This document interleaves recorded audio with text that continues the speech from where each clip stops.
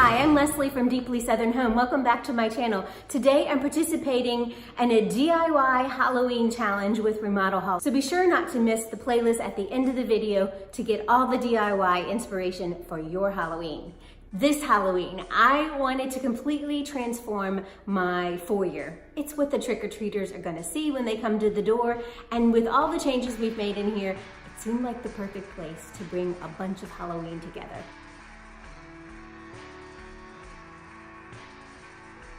My first order of business was to do something with this little wall here, and when I saw the skeleton, I knew that was the perfect thing to put there. And then I thought, why not create something that looks like a vintage piece of educational material? I don't know, like a educational chart.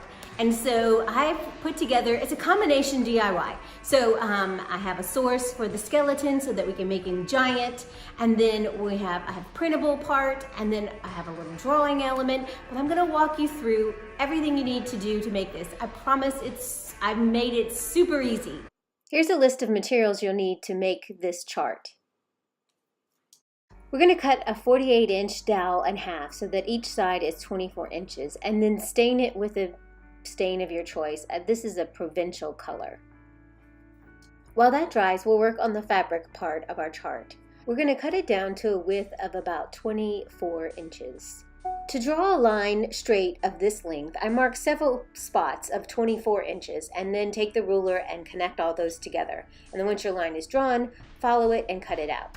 Then I cut the skeleton pieces out and lined them up, but kept them attached to their backing so that I can move it around. To give my drapery lining fabric a bit of age, I watered down some caramel colored craft paint and dabbled it around and speckled it, and then rubbed some with tissue paper along the edges. Just tried to make it look a bit random, just old.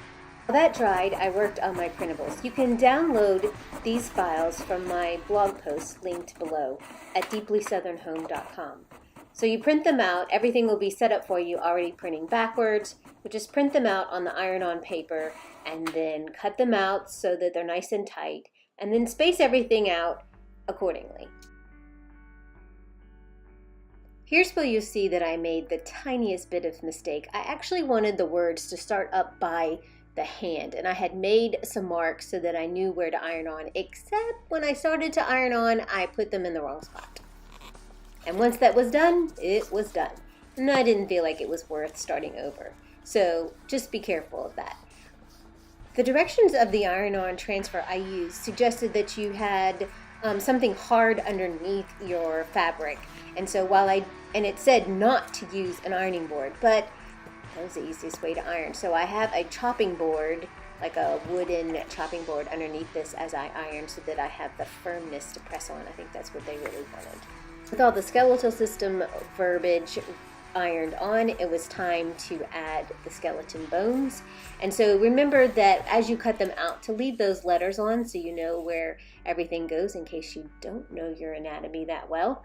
And then it just goes on super easy. You just separate it from the backing and then lay the pieces down and just smooth the fabric as you go down. This drapery lining I really do think is the best fabric because it has a bit of weight, and then it's not quite so cottony on this side, and so I think that's what makes it work.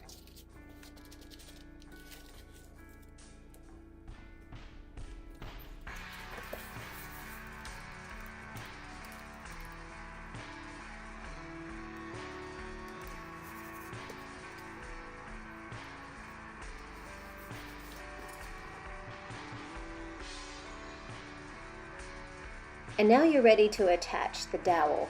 I just laid the dowel where I wanted it with a ruler to hold it from slipping around, and ran a bead of hot glue along the ruler, and then placed the dowel down and let it dry.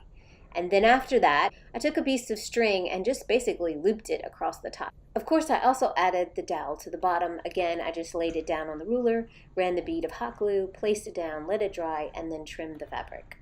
And I could have stopped there, but I felt like I needed just one more thing. So I took a ruler and I drew two lines about 1/4 inch apart all along the edge so that it created a border. And I found that this pen, which I'm going to show you which one it is in a second, it did a really great job, a fabric pen, but it also needed more than one pass with the ruler, so I went back and forth. And then to finish it all off, I marked off about 4 to 5 inch spaces where I'm going to kind of color the line in. And that just created a little bit of whimsy to the lines. You'll see how it comes together in a second.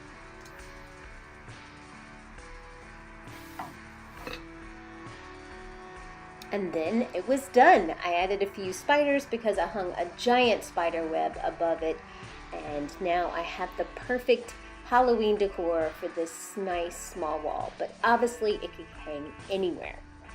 Special thanks to Remodelaholic for hosting this Halloween DIY challenge. Make sure you check out all of these great decor ideas, and happy Halloween!